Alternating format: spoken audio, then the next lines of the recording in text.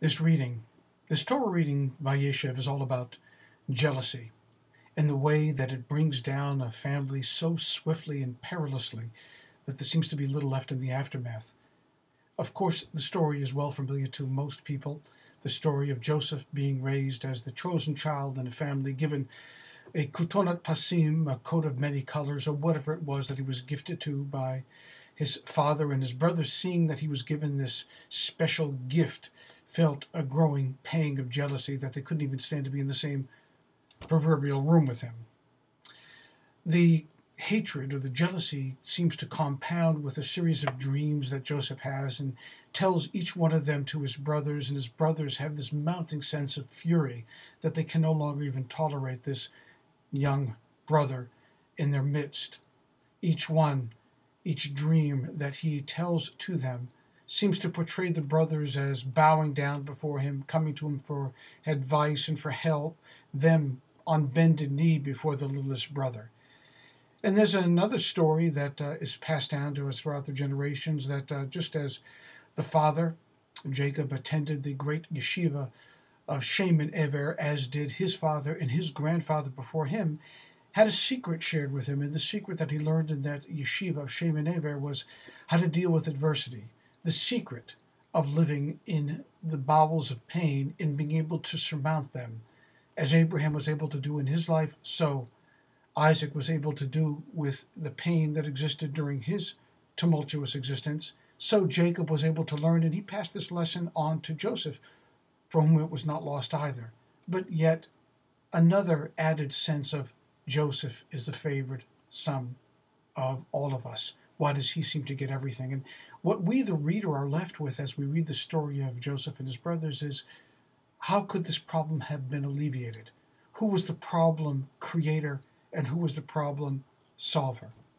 At first blush, we think, well, certainly Daddy bears most of the blame, because had he not elected Joseph by giving him the coat, by giving him this secret information, by passing on to him the coveted position of upholder and standard bearer of the family, had he not encouraged him as he was telling these various dreams and leaving their interpretations hanging, but everybody knowing full well what the import of them was, Jacob himself was the cause of the blame.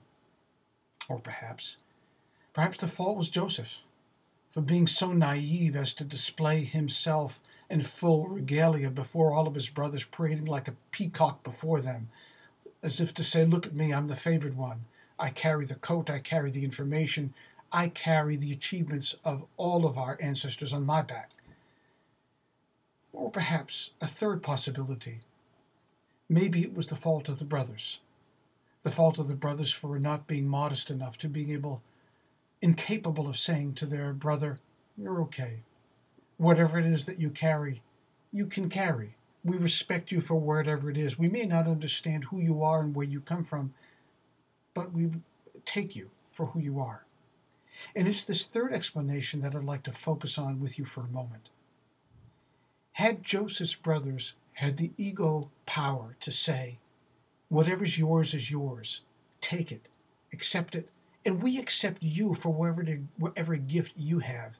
We don't possess your gifts. We don't have your dreams. We don't have your coat, but we're happy for you that you have your coat. Had they said these things to Joseph, had they uttered these things to one another, Joseph would have been deflated. Or he at least wouldn't have had a pedestal to stand on, namely the backs of his brothers.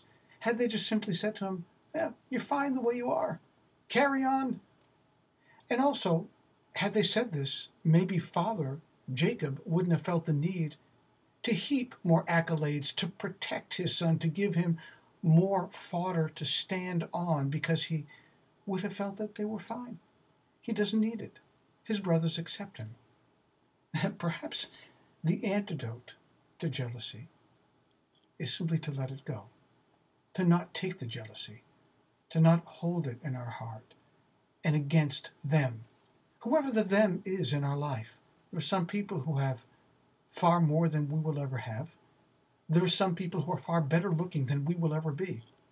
There are some people whose genius will far exceed anything that we can ever name. And there are some people who just have it, whatever the it is. Maybe it's charisma that we don't possess. And that's okay. Because every person has gifts of their own that they bring to the world. To not be jealous of one another means to accept what we have graciously, to accept from God the gifts that we have with a thankfulness that is worthy of us and worthy of the world. Can you imagine how much more beautiful this world would be if we would all accept what we had and accept what they had? Shabbat Shalom.